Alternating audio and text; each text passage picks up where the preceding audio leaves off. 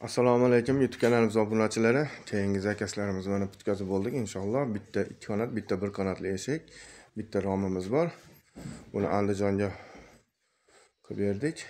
Bo'stonga.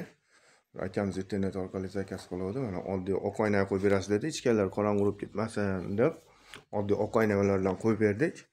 Bu oq oynalarimiz ham germetiklangan, taraqlamaydi. Mana eshikni ochib yopsa, juppillab ochilib yopilaveradi. Mana oynalarimiz germetiklanadi, mustahkam. O'zi shundan zakas qildi. Mana shu oq oyna qo'yib berasiz dedi. Qo'yib berdik, men juda ham chiroyli chiqdi. Bularni kvadratini 700 ming so'mdan qildik. Olib borib o'rnatish ham yo'q, ichida bo'lyapti. Mana shu 2 qanot, 1 qanot, mana shu romimiz 5 millionga bo'ldi. Kvadratga tushdi, shunaqa chiqdi mana. Olib borib o'rnatishlari bilan. O'zbekiston bo'ylab dastlabkilarimiz bor, vodiy bo'ylab borib o'rnatish ustunovkasi ichida. Bemalol murojaat qilaverasizlar. Murojaat uchun telefon raqamlarimizni pastda yozib qoldiramiz. Elda xizmatidamiz. El qatori va sizlarga ham zak buyurtma qilsanglar, bemalol zakaz qilsanglar olib borib o'rnatib beramiz vodiy bo'ylab.